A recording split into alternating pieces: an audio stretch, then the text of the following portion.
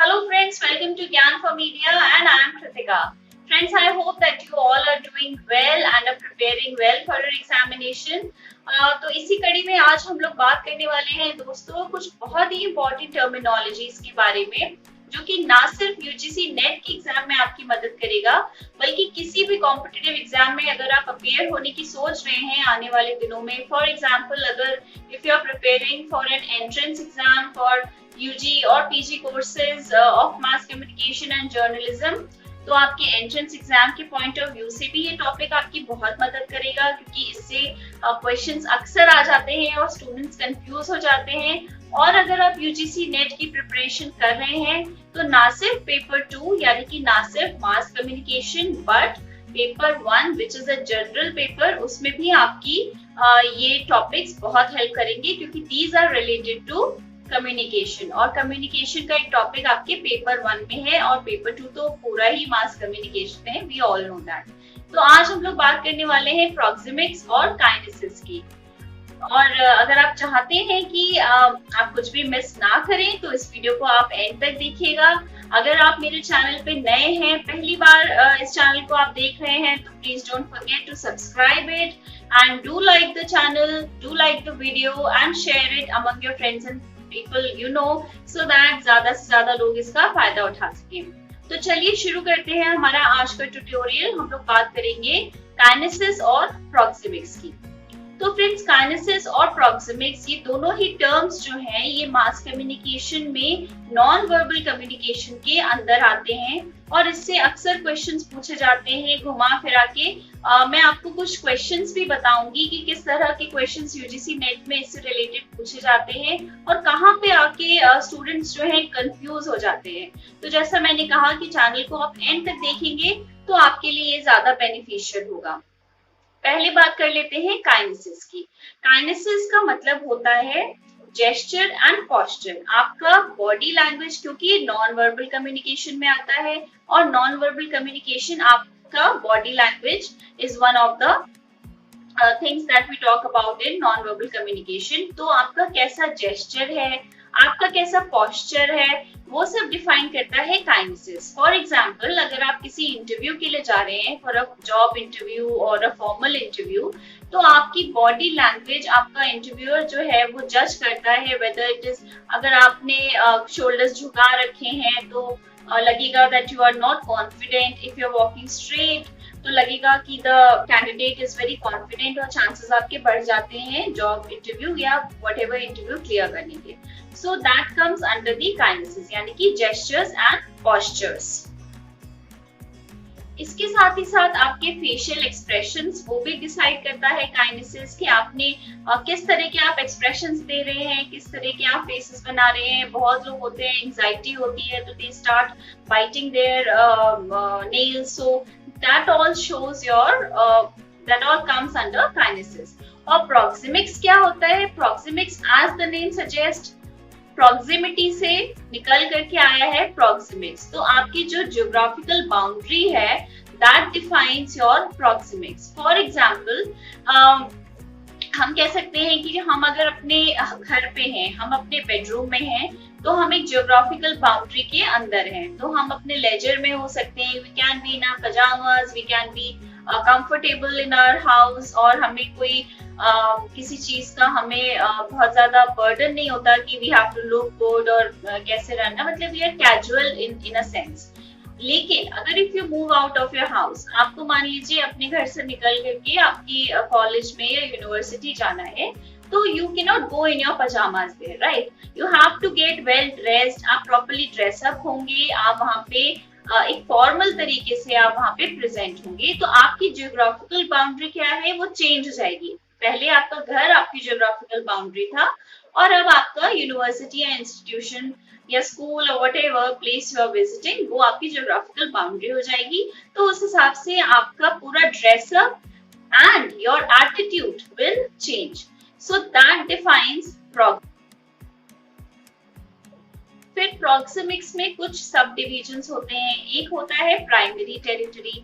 Primary territory means where you are leisure, at your leisure, where you are comfortable. आपका घर हो सकता है जहाँ पे आप एक बहुत ही informal environment में रहते हैं. That is your primary territory. Then secondary territory हो सकता है your friend's house or maybe your relative's house, जहाँ पे again आप informal तरीके से रह सकते हैं, लेकिन बिल्कुल ऐसे नहीं जैसे कि आप घर पे रहते थे, but a sort of a informal way you can be comfortable there. So that is a secondary territory. Then we come to the tertiary territory. यहाँ पे ये वो जगह होती है, ये वो geographical boundaries होती हैं जहाँ पे आप थोड़ा सा फॉर्मल तरीके से रहते हैं. That can be your office, your institution, your university, or a classroom, or if you have gone for an interview, so that makes your tertiary territory. Then there is one more territory which is interaction territory. यहाँ पे आता है जैसे you are walking on a street maybe, तो you are interacting with people, you are going for a walk, तो आप बहुत सारे लोगों को एक साथ देख रहे हैं, you are at a public domain, आप एक public place पे, so that defines your interaction territories. तो ये सब divisions हैं आपके proxemics के. तो I hope kinesis और proxemics आपको clear हो गया होगा. अब हम लोग एक और टर्मिनोलॉजी की यहाँ पे बात करेंगे. तो अब हम लोग एक और टर्मिनोलॉजी की बात करेंगे which is chronemics. Chronemics क्या होता है? It is study of use of time in non-verbal communication. मैं थोड़ी सी definition आपको पढ़ देती हूँ, then I will explain कि what chronemics is. It is the study of the use of time in non-verbal communication, like I have told you. The way we perceive time, structure our time and react to time, it is a powerful tool of communication, and it helps set the stage for the communication process. Also, तो जब हम time की बात करते हैं तो हम punctuality की बात भी कर सकते हैं. आप कितने पंक्चुअल हैं ये अपने आप में एक एटीट्यूड है जो शो करता है about your discipline, your attitude towards life. So punctuality is a very big factor, so it all comes under chronemics. और आपकी willingness to interact with people on time, this all comes under chronemics. अब हम लोग बात कर लेते हैं, मैं आपको कुछ क्वेश्चंस बताती हूँ कि किस तरह के क्वेश्चंस यूजीसी नेट में पूछे जाते हैं इन टर्मिनोलॉजीज को यूज करके, और कहाँ पे स्टूडेंट्स जो हैं वो कंफ्यूज हो जाते हैं. तो I will take a first question. तो the first question that I will take is, यहाँ पे ये पूछा गया है कि the utilisation of a personal space and physical environment for communication is called. Option A is chronemics, option B is proxemics, option C is kinesis, and option D is paralanguage. तो यहाँ पे 4 ऑप्शंस आपको दिए गए हैं जैसा आपका paper आता है, और यहाँ पे पूछा गया है यूटिलाइजेशन ऑफ पर्सनल स्पेस. तो मैंने आपको अभी बताया कि जहाँ पे पर्सनल स्पेस की या फिर फिजिकल एनवायरनमेंट की बात हो रही है, they are talking about the geographical boundaries. तो यहाँ पे आंसर आपका क्या हो जाएगा? proxemics. तो यहाँ पे स्टूडेंट्स जिन्हें नहीं पता है काइनेसिस, proxemics, chronemics और पैरालैंग्वेज में डिफरेंस, तो वो यहाँ पे आके कंफ्यूज हो जाते हैं कि कौन सा ऑप्शन उन्हें चूज करना है. But I think I have made my self very clear and you guys have understood also. यहाँ पे एक चीज और बात की गई है पैरालैंग्वेज की. पैरालैंग्वेज मैंने अभी आपको नहीं बताया है, मैं बता देती हूँ. पैरालैंग्वेज बेसिकली नॉन वर्बल कम्युनिकेशन का ही एक एलिमेंट है, and it is used to modify the tone of expression or emotion. For example, अगर मैं if I am sitting in a classroom, okay, and I tell my students that students please don't make noise. अगर मैं इस pitch पे if I am saying please don't make noise, that means कि I am requesting, I am subtle in my attitude and I am asking them to be quiet. But if I shout loudly and harshly, तो लगेगा कि she is not in a good mood, or she is a very aggressive teacher, or maybe she's like I said, she's not in a good mood. तो इस तरह की चीजें आपको लग सकती है. तो that will actually reflect my attitude towards my students और माय नेचर और माय कैपेबिलिटीज, वो मुझे मेरे नेचर को रिफ्लेक्ट करेगा. So that is known as paralanguage. It is a form of again non-verbal communication and mostly used to modify the tone of emotions. So I hope I'm clear. अब ये तो बात हुई जो क्वेश्चन आपके UGC net में पूछे जा चुके हैं, उसका मैंने एक एग्जांपल आपको दे दिया है. अब मैं एग्जांपल देती हूँ जो क्वेश्चंस आपसे पूछे जा सकते हैं. फॉर एग्जांपल अगर आपसे पूछा जाए कि if you go for an interview and the interviewer notices your body language, then which kind of communication it is, या फिर which kind of non-verbal communication it is, और आपको 4 ऑप्शंस दे दिए जाएं. तो आपको पता होना चाहिए कि जब बॉडी लैंग्वेज, फेशियल एक्सप्रेशंस या फिर जेस्चर्स या पोस्चर्स की बात हो रही है तो वो काइनेसिस उसमें ऑप्शन होगा. इसी तरह से मान लीजिए आपसे पूछा जाए कि you are standing with your friend and you're talking to your friend in its aura, you feel comfortable.